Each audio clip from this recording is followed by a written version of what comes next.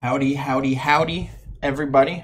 It's Jabba the Griffin, back for another guest narration. Your least favorite commentator, Jabba the Griffin, here to bumble over another set of Pokemon matches. We got Fear versus Eden's Embrace.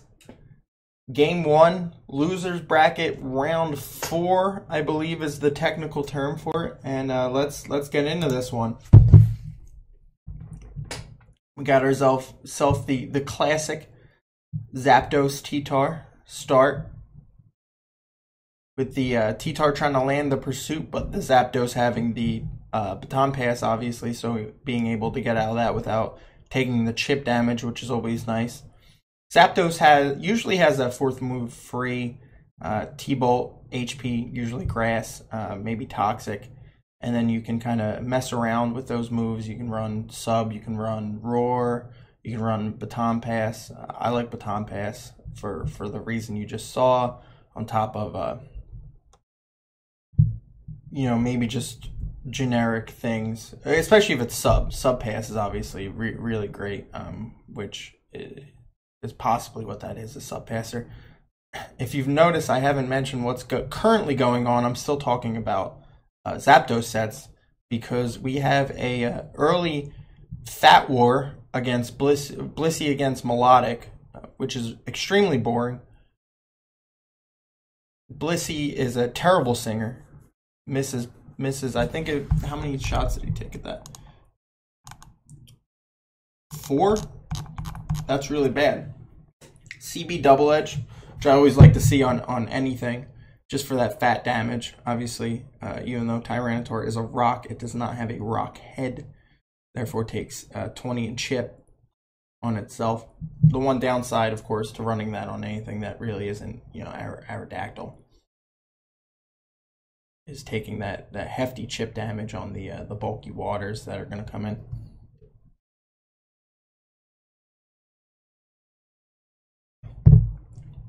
The Pert was able to toxic the Melodic.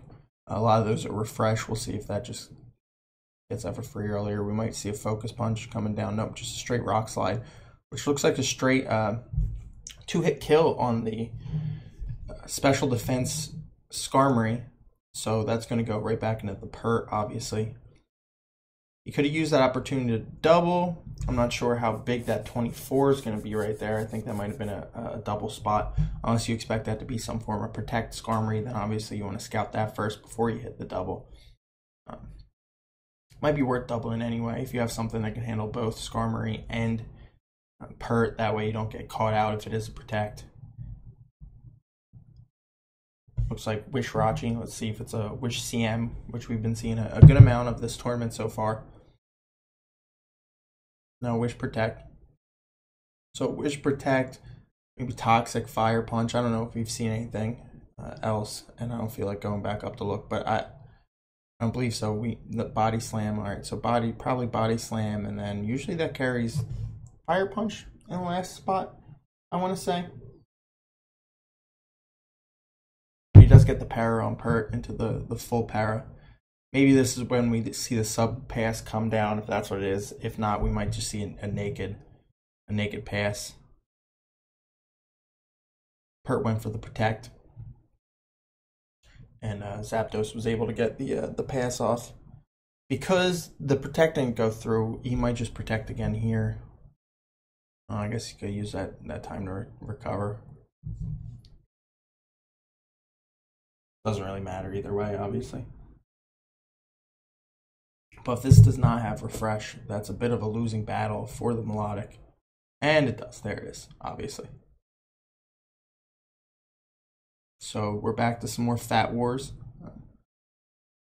I will not hesitate to start skipping turns if I believe that this is, if nothing interesting is bound to happen between them smashing into each other.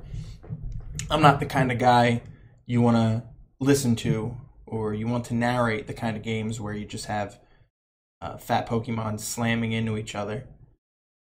I don't find it interesting, and I'm not going to be able to give you good insight on what exactly each player is looking for. which funnily enough, I used to be an exclusively stall player. But I always liked to play stall that kind of forced win con. At least one in the back or something. I didn't like just playing generic full stall. But anyway, that's a nice surf to land there. He probably was just not expecting that.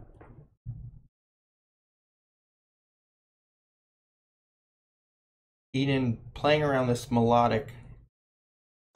Interestingly, not sure this is the most optimal route to go about it. Now he goes back into the blob after taking chip damage on a couple things for really no good reason. I guess he doesn't really have anything to switch into a surf that isn't Blissey, so it's not like he can go surf. Has that thing missed every single sing? That's pretty hilarious. I mean, that's the risk you take running sing. That's a crit earthquake, and then another miss sing. Holy shit. Now the melodic. Can he kill the melodic? I'm not sure he can. So I'm thinking this could just be game. Because he won't be able to break the melodic with a ton of recovers left. Most of its attacks left. There's the fire punch that comes down. Yeah, Fear just needs to safely have his melodic in, and he probably just get another kill next time he comes in almost. That's a refresh pert, in case you couldn't believe your eyes for a second. That's the world we're living in Advanced 2019. If you're not running refresh, then I don't even know why you're playing this game, man. Nice fire punch. Doesn't get the burn. Which would have been pretty nice. Gar going for the Wisp. We'll see what Fear sacrifices to the Wisp. He might just stay in and fire punch.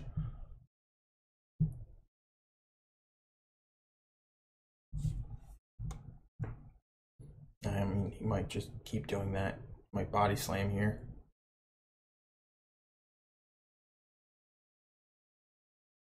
I wonder if he even ever switches out at this point. I mean, you gotta, yeah, obviously. There's no point to toss it away, but okay. And this was a good spot to switch this in. I wonder if you take the recover. You definitely want to get a spin off pretty soon because you want the melodic to be able to safely sit in there at 100 and just throw off surfs for the most part. Obviously, with the Protect Pert, it's going to take a little bit of work to get through. Good amount of surfs. That did chunk the Skarmory earlier, so yeah, and that did 33. I feel like we saw that number earlier too. So it's putting in good damage, which means it should get through that sooner rather than later. A crit makes it now rather than later. Fear has been the beneficiary. Words are hard sometimes. Beneficiary of most of the luck of this battle. The Blissey was obviously the breaking point, and I don't see Eden coming back from that. That was huge. Because you were also looking at a situation where he just had to hit the that first sing too, so on top of that, the crit coming down. I don't know if it wasn't just the right move to heal up there rather than risk the sing.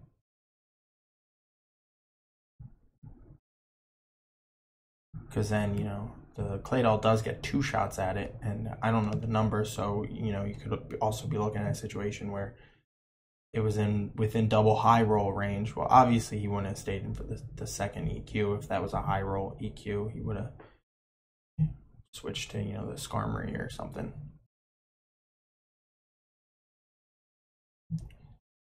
Still not worth the risk of keeping the Blissey in there, in my opinion. So, that you can look at it kind of almost as a as maybe a misstep that got punished by bad luck on the back end. I'm sure in retrospect he might consider not doing what he did, though. Now he's got Melodic down to the point where finally it's done for the rest of the game.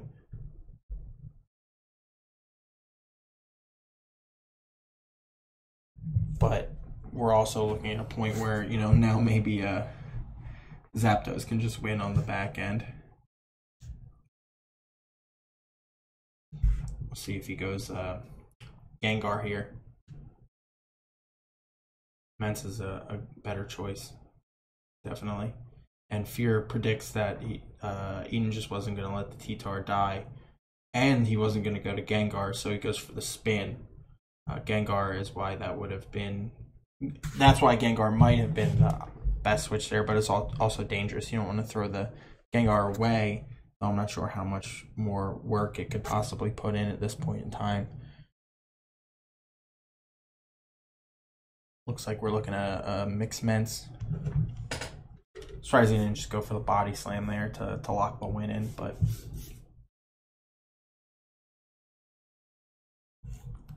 Said we're gonna see what he lets be the wish recipient, which could be the Melodic. He's gonna bring. That's one reason to not do it, just to heal the Melodic up, so the Melodic just wins the rest of the game. Wonder if he just did he show beam? Yeah.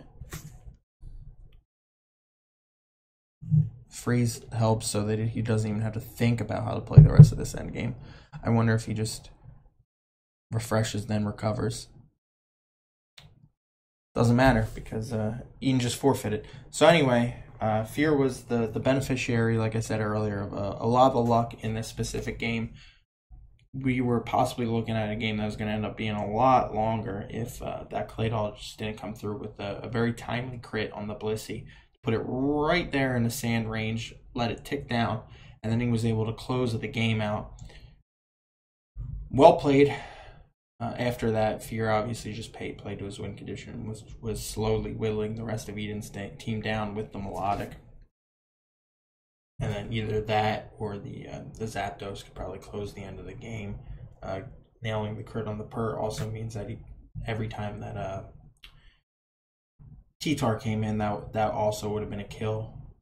So Fear takes game one with a bit of luck on his side. And we'll see if he can keep it rolling in game two. See you on the other side.